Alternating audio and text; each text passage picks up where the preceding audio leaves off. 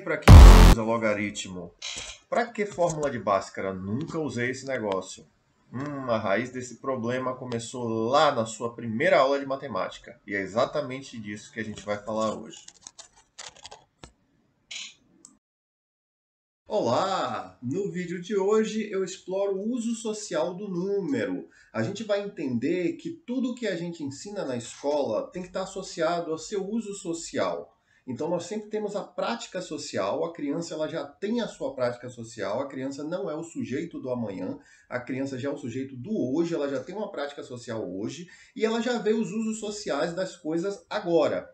Tudo que a gente ensinar na escola tem que estar associado à sua prática social. E na matemática, se vamos começar pelos números, o número só vai ser bem entendido para a criança e possibilitar o surgimento de uma matemática interior na criança, o desenvolvimento de um raciocínio matemático verdadeiro na criança, se ela associa a coisa ao seu uso social. E hoje é essa que é a tarefa. Vamos ter que associar o número a seu uso social. As crianças vão aprender o número a partir do seu uso social. Nessa atividade do caderno Nossa Rede, da Rede Municipal de Salvador, desenvolvido pelo Instituto Chapada de Educação e Pesquisa, em parceria com a Secretaria de Educação do município, eles tiveram uma ideia de já explorar em uma figura os diversos usos sociais que o número tem e que a criança percebe. Então, por exemplo, observa que tem um número do telefone. Para eu ter o contato do WhatsApp com uma pessoa, eu preciso de números. Isso é um uso social. Preço. Então, para saber quanto custa uma coisa, eu preciso de números. Outro uso social. Identificar o número de uma casa. Então, observa que na primeira atividade, o professor, a professora vai discutir com as crianças, vai deixar as crianças falarem, e nessa discussão com as crianças vão reconhecer certos usos sociais. Uma coisa muito interessante dessa tarefa é que a professora pergunta às crianças se elas já conhecem alguns números e já sabem, porque muitas vezes, da educação infantil, do mundo lá fora, a criança já traz o reconhecimento e às vezes até a escrita do número, né, de alguns números. Então, algumas crianças sabem já fazer isso. Logo, essa atividade ela explora o conhecimento prévio, né, que a criança vai trazer, conhecimento prévio que será tão importante para desenvolver essa sequência didática que vem por aí. Mas observa que desde a primeira figura você já trabalha um número ligado aos seus usos sociais. Analisa a figura e perceba esses usos sociais aí.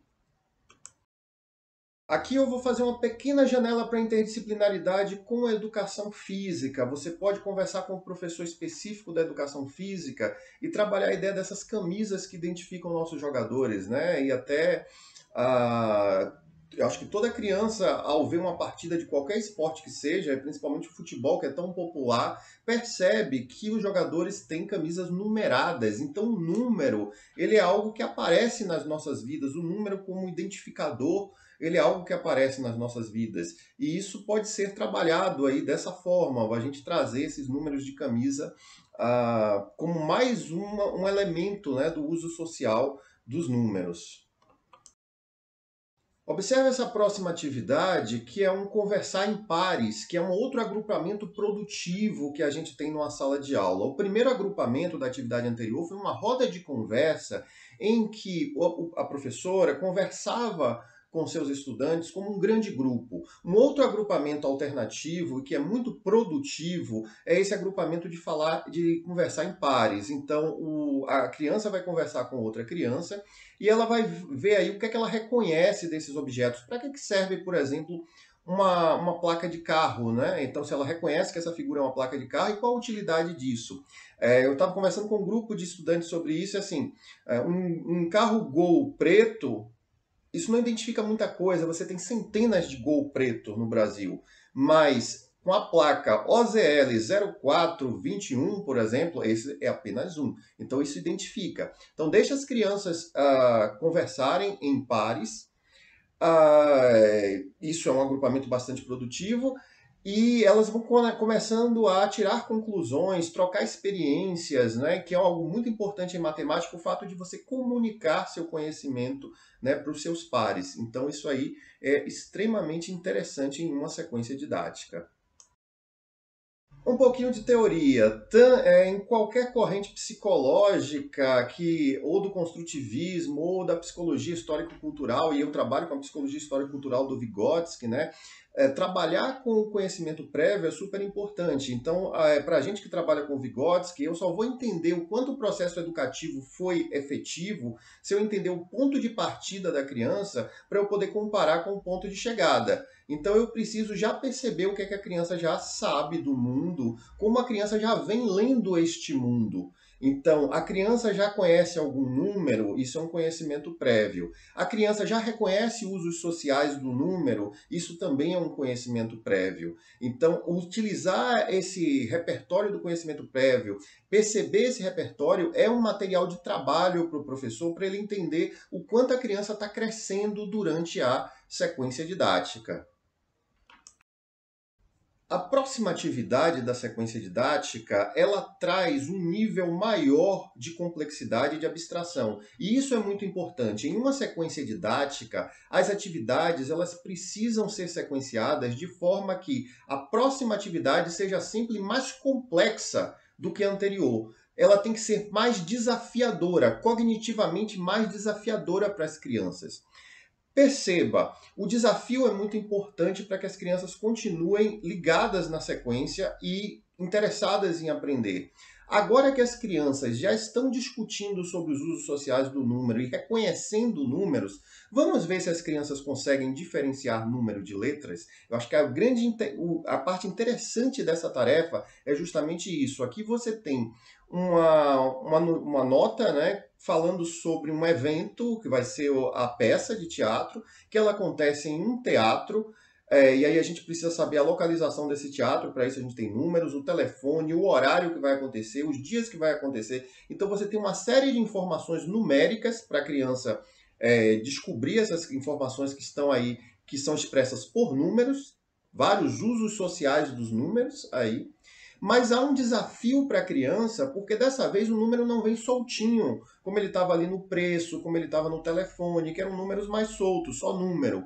Agora ela tem o desafio de separar quem é número e quem é letra. São duas simbologias diferentes. Então é uma tarefa de circular o que for número. Então observa que agora nós já estamos subindo em nível cognitivo. E aí a gente tem que falar um pouquinho de teoria, porque justamente na psicologia histórico-cultural a gente vai ter vários trabalhos que mostram a necessidade do desafio para que haja atividade mental. A atividade mental ela é desencadeada a partir do desafio. Nós humanos precisamos que o mundo lá fora nos desafie, e através desse desafio do mundo lá fora, nós vamos dar respostas a esse desafio. E nós vamos usar a nossa mente, nós vamos usar o nosso raciocínio para resolver esse desafio. Então toda a sequência didática tem que ser desafiadora, desde a sua primeira atividade. O problema é que à medida em que a gente vai entendendo o desafio e dominando o desafio, ele vai deixando de ser desafio. Então você não pode fazer uma sequência didática toda por igual. Você tem que fazer uma sequência didática em que o desafio seja progressivo. Cada passo da sequência é cognitivamente mais complexo que o passo anterior. Perceba, no passo anterior era só identificar os números e sua função social. Aqui você faz isso, você continua fazendo o que era anterior, mas vem um novo desafio. Diferenciar das informações que vem a partir das letras. Uma coisa que eu gosto também muito nessa atividade é que a gente está pensando numa criança de 6 anos, de 7 anos, e ela não faz a leitura convencional, mas já aparece para ela um texto. Então não aparece negócio de letrinha solta, silabazinha solta. Aqui já aparece o texto, porque o texto tem função social. O texto informativo de jornal, ele é um gênero que ele tem uma informação social, ele tem um uso social também. Então perceba que isso é uma ligação também com o português. Então aparece para ele, a criança reconhece aquela estrutura, mesmo que ela não seja capaz de fazer essa leitura, que provavelmente ela não será. Vai precisar do adulto ali para ler com ela, né, e ajudá-la nessa leitura. Mas é importante porque ela já se depara com algo que é desafiador. O interessante, aí isso o professor precisa estar muito atento, é como é que você arruma esses desafios. Para você não colocar um desafio muito grande logo no começo e barrar o processo das crianças e depois colocar atividades que são muito mais fáceis e menos desafiadoras. Então, durante essa sequência, você sempre pense assim, por que essa atividade está depois da que eu acabei de apresentar? Então, para todas as atividades, vamos pensar assim. A atividade da ficha, ela já traz uma novidade para as crianças, que pode não ser tão novidade para as crianças, mas agora no momento formal de estudo isso vai ser interessante, que é entender que os números também têm uma função social de dizer coisas sobre nós. Os números falam a nossa idade, dizem a nossa data de nascimento. Os números contam qual é a nossa altura, a gente precisa de números para isso. A numeração do nosso sapato, a numeração da nossa camisa, da nossa calça, né? Então, todas essas informações, elas estão codificadas como números, são informações numéricas. E aí a ideia de preencher ficha, uma ficha que fala de você mesmo, é algo muito interessante para o primeiro ano, para crianças que estão aí começando os anos iniciais da educação fundamental. Aqui a gente abre uma outra janela, vamos abrir uma outra janela para a interdisciplinaridade, porque lá nas ciências sociais, provavelmente as crianças estão percebendo o início do ensino de história, que elas estão conhecendo a elas mesmas. Então a gente começa geralmente o ensino de história pela nossa própria história. Quem somos nós? Quem é você no mundo, né? Quem sou eu no mundo? Então, em geral, lá a gente também preenche ficha. Então, a ficha que conta da gente qual é a nossa data de nascimento, quantos anos a gente tem, algumas outras informações como o nome do nosso pai, nome da nossa mãe, uma série de coisas lá do ensino de história, mas que essa ficha ajuda muito a entender quem sou eu no mundo, com informações que não vão ser só informações da escrita, mas da escrita numérica também. Então você vai ter certas informações que estão numéricas. E aí, se você está fazendo uma ficha lá no trabalho de história do quem sou eu no mundo, né? Começando o aluno a se entender no mundo, é muito interessante que também haja informação numérica nessa ficha. Uma série de coisas é importante, peso, altura, número da camisa, tudo isso que está aí ajuda que a gente entenda mais ou menos quem é esse perfil, né? Quem somos nós. A gente volta a um agrupamento produtivo de duplas em que a criança vai comparar a sua ficha com a de outro colega, ela vai comparar dados, e isso é muito bom. Fazer agrupamento em duplas, como a gente falou, é altamente produtivo, e comparar é muito bom em qualquer disciplina, não só matemática. Então nós vamos comparar dados aqui, vamos começar a comparar esses dados. Isso é muito importante. Fazendo essa comparação de dados, a criança já vai perceber certas coisas. Será que nós nascemos no mesmo ano? Será que nós temos a mesma idade? A nossa altura é a mesma? Uma coisa também que é muito interessante para fazer a altura das crianças é medir com a fita métrica, pedir que as crianças ajudem a medir os colegas, etc. Porque já há uma manipulação desse objeto, que é um objeto muito importante que vai entrar já já na sequência. Então, para que ela já perceba as medidas aí, essa informação numérica, né, esses organizadores de informação numérica, que são importantíssimos, como a fita métrica, e ela já começar a manipular esses materiais. Aqui temos uma parlenda que vai ser trabalhada, né? E por que entrou agora e por que essa parlenda é mais complexa do que o que a gente está vendo antes? Aqui é uma série de coisas interessantes, né, nessa atividade, mas aqui perceba que estamos entrando com a ideia de sequência numérica. Aqui o número ele não aparece só no seu uso social, mas, por exemplo, no número do telefone, a sequência de números ela é uma sequência aleatória, ela não é aquela sequência, aquela organização dos números, né, convencionais. Aqui você vai precisar ter o 1, 2, o 3, o 4, um atrás do outro. Mas como é que eu vou fazer isso? Eu vou colocar as crianças para decorar essa coisa, então vamos ao como fazer e vamos pensar também o como não fazer. O como fazer? Através dessas parlendas, olha, ao cantar juntos, 1, 2, feijão com arroz, um elefante incomoda muita gente, 2 elefantes incomodam muito mais. Tem uma outra parlenda da Mariana, conta 1, conta 2, conta 3. Perceba que há uma série de possibilidades de brincadeiras para que a criança, brincando, ela comece a aprender sobre isso. Ninguém vai forçar a criança a decorar, mas o processo de memorização, que é muito mais sofisticado que decorar, vai acontecer de forma natural. Aqui a gente abre uma nova janela para interdisciplinaridade com a educação física, porque você pode entrar em acordo com o professor da área e fazer uma série de brincadeiras em que você vai ter contagem de quantas pular corda e ver lá quem consegue pular uma, duas, três, quatro.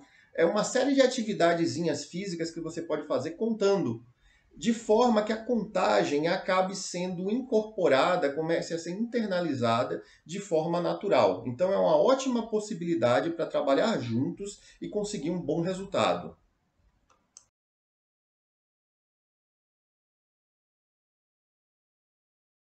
Vamos falar um pouquinho de teoria para entender isso. O Vygotsky trabalha muito, né, essa ideia da forma que todo evento intrapsicológico, tudo que acontece dentro da nossa cabeça, não nasceu na nossa cabeça, nasceu do mundo lá fora. Por isso você tem que entender que nós internalizamos o que é social. Se você trabalha com o uso social, trabalha com aquilo que está acontecendo lá fora, a internalização ela é mais fácil e mais direta. Vai acontecer a internalização de uma forma muito mais natural. Então, eu não preciso forçar o aluno a escrever de 1 até 100, por exemplo, e ficar decorando aquilo, se eu tenho uma série de maneiras que a sociedade utiliza, a contagem de 1 a 10, de 1 a 100, e eu posso trabalhar essas maneiras, que são as maneiras que a sociedade faz isso, e nisso eu vou internalizar de uma maneira muito tranquila. A criança nem vai perceber que ela está internalizando. Ela nem vai perceber que ela está usando operações como atenção, memória, raciocínio. Então ela não vai perceber que ela está fazendo isso, e isso vai vir de uma forma muito natural. Então essa internalização precisa acontecer dessa forma. Agora nós temos uma atividade em que aumentamos um pouquinho o nível do desafio, porque nós continuamos a cantar parlendas, essas parlendas continuam botando os números em sequência, ainda é um uso social dos números, só que os números em sequência, continua dessa forma, mas agora tem uma novidade, eu preciso escrever os números. Então, eu vou colocar, né, o símbolo do número, do numérico, né, o numeral aí. Então a criança vai associar aquilo que ela está ouvindo à escrita do número. E aí vem essa questão. Eu preciso que nesta aula a criança saia perfeitamente escrevendo os números. Os alunos geralmente me perguntam: e se o menino escreve espelhado, né? Se a menina tem uma dificuldade com o número, eu preciso ter esse compromisso que é nessa aula que ela já vai sair perfeitamente escrevendo todos os números? Não. Essa é uma primeira tentativa que a gente está fazendo, né, nessa sequência. Pense que essa criança vai escrever números o ano inteiro. Então, ela vai, cada uma no seu tempo, cada criança no seu tempo, vai conseguir internalizar a escrita dos números. Aqui nós estamos estimulando para que esse processo aconteça. Mas o que a gente não pode forçar eu tenho um compromisso que ao final dessa aula, todas as crianças têm que estar escrevendo igualzinho os números, numa escrita convencional dos números. Tá? Esse não é o objetivo. Mas observa como a gente está estimulando. Então agora a criança escreve os números que ela está cantando na parlenda. Uma atividade muito bem pensada para a sequência numérica é essa da fita métrica, em que a fita métrica teve os números apagados. E agora a criança precisa preencher isso, ou seja, ela tem que dominar a sequência numérica. Ela precisa do raciocínio que ela desenvolveu nas etapas anteriores, ela já entendeu que os números têm função social, ela já está entendendo isso, ela está entendendo que os números têm uma sequência, ela está entendendo isso aí, ela já começou a escrever os números no desafio anterior e agora ela vai escrever esses números aí de uma forma que eles vão estar meio que salteados, né? Ela vai ter os números anteriores para ela colocar os próximos ali na sequência. E essa atividade é muito interessante, né? Essa é uma atividade que é desafiadora para a criança, ela é cheia de sentido, ela faz muito sentido, e se a gente usou a fita métrica para medir as crianças lá nas aulas anteriores da sequência, ela já está mobilizada que a fita métrica é uma coisa interessante para a gente. Você pode fazer isso com a fita métrica, se quiser fazer isso com o termômetro de 100 graus, os termômetros centigrado, né? Você pode fazer, apesar de que a maior parte dos termômetros a gente vai encontrar eles de 10 em 10, então se for um de 10 em 10 não vale a pena para essa atividade, mas se a gente conseguisse um de grau em grau seria interessante, que aí vai até o 100 também, né, como se fosse um termômetro mais científico do que esses termômetros de febre que a gente tem. É, Mas, de qualquer forma, até nesses termômetros de febre, o que desse para ver de escala numérica e que ficasse interessante é, seria interessante. Para completar uma régua como uma fita métrica, ela também tem uma sequência numérica ali, é até menor, mais curta. Então, isso é muito importante. Um relógio tem uma sequência numérica menor, né, disposta de uma maneira diferente. Um relógio analógico, né? Mas seria interessante também. Então, são maneiras da gente conseguir colocar, de trabalhar esse tipo de raciocínio com a criança. Estamos trabalhando sequência numérica, estamos trabalhando a escrita do número. Como não fazer? Se você for para a internet e pegar atividades de sequência numérica, você vai ver um monte de coisa cheia desses numerozinhos com boquinhas, perninhas, etc. Isso é muito problemático. Primeiro que os números não aparecem assim no mundo lá fora. Os números não aparecem assim na realidade. Então isso já não tem prática social, já não tem função social do número envolvido. Depois que isso é só uma forma de enfeitar algo que já. Algo que no final é o decorar, é o velho decorar. Então, repara que nesse material que a gente está analisando, você não tem nenhum número enfeitadinho, nenhuma coisa que é excessivamente. Que é aquela visão estereotipada da criança que tudo precisa estar muito enfeitadinho. Não, a criança está trabalhando com placa de carro, fita métrica, coisas que fazem sentido no mundo e que faz sentido para ela. A cultura infantil, ela não nega a cultura do resto do mundo da gente. E placa de carro, fita métrica, essas coisas, não é exatamente cultura de adulto, isso também faz parte das culturas infantis, porque a criança está envolvida nesse mundo. Um pouquinho de teoria sobre culturas infantis. Se fala muito disso, de culturas infantis. O que seria a principal cultura infantil? É o brincar. Apesar dessa etapa da educação não se chamar mais educação infantil, mas a gente está nos anos iniciais da educação fundamental, não é porque a criança está no fundamental que ela deixou de ser criança. Pensa, se trabalhando com uma menina de 7 anos, com um menino de 8 anos, então ainda é uma criança.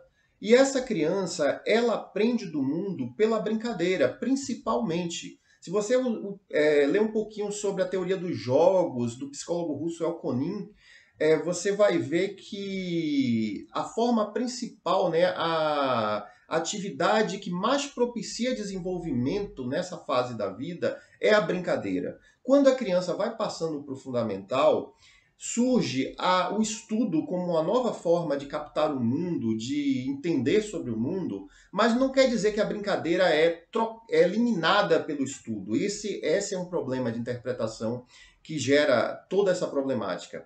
A brincadeira vai se tornando cada vez mais secundária em relação ao estudo, mas ela nunca desaparece. Ou seja, nós adultos aprendemos por brincadeira. É claro, o estudo é muito mais eficiente para a gente, mas não quer dizer que a brincadeira apagou. Agora imagine uma criança que estava na educação infantil no ano passado, esse ano ela vai deixar totalmente de brincar. E olha que brincadeiras produtivas essa sequência traz para a gente. São brincadeiras que te fazem entender o mundo, são brincadeiras que te fazem dominar o mundo, internalizar as coisas do mundo. Então, brincar é essencial durante todas as séries iniciais da educação fundamental. Temos uma atividade do calendário e o calendário ele é mais desafiador do que a atividade da fita métrica. Se a criança estivesse brincando com a fita métrica, aí você pode brincar de ser de costureira, pode brincar de ser marceneiro e fazer medições, etc., e completar a fita métrica para trabalhar a sequência numérica, fantástico, mas tem um problema, né? Tem uma limitação, um desafio que vai até um certo nível, porque tanto na fita quanto na régua, a informação numérica, a sequência de números está linear, é uma linha. Mas olha o calendário como é mais desafiador. No calendário, a informação ela está em linhas e colunas. Como é que se lê um calendário?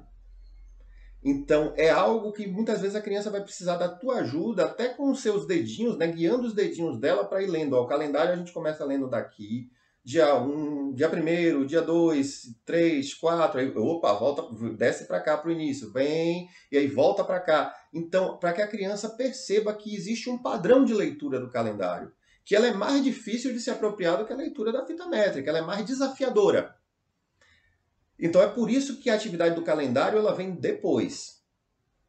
Uma questão interessante não quer dizer que nessa aula a criança já vai ter que ser fera e vai sair craque lendo calendários. Esse é um contato que ela vai ter com o calendário em que muitas crianças já vão tirar muitas conclusões sobre isso e vão desenvolver uma leitura, mas o ideal, e se você consultar os cadernos da nossa rede, você vai ver que a sequência didática que vem a seguir é uma sequência que vai ser do ano inteiro, vai desenvolver o ano inteiro, em que a criança vai construindo e interpretando o calendário.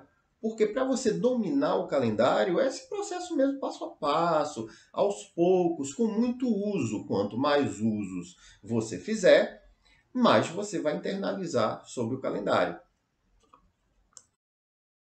Aí vamos para uma série de perguntinhas que vão nos ajudar a ler o calendário, ler e interpretar, né? Sempre um letramento matemático que a gente vai utilizando. Então estamos lendo e interpretando sobre as coisas do mundo. Qual o último dia do mês? Dá para consultar e ler esse daí. O que é que vem antes de tal dia? O que é que vem depois de tal dia? Então, com algumas perguntas desse tipo, a gente já começa a mobilizar conhecimentos para a questão de o que vem antes, o que vem depois, trabalhando ainda a ideia da sequência numérica.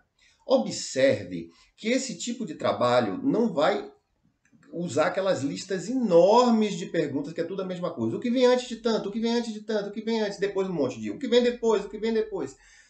A ideia não é fazer aquele batalhão de repetição, porque aquilo torna a atividade mecânica, chega uma hora que a criança nem raciocina mais, ela está respondendo aquilo como um ritual. E aí eu aconselho a vocês, quanto menos a matemática aparecer como um ritual, mais interessante é o seu trabalho. Então, se a criança pega aquelas listas de atividades extremamente padronizadas, repetitivas, isso não é um bom estimulador para o seu desenvolvimento. Porque deixa de ser desafiador apenas para se tornar uma atividade burocrática.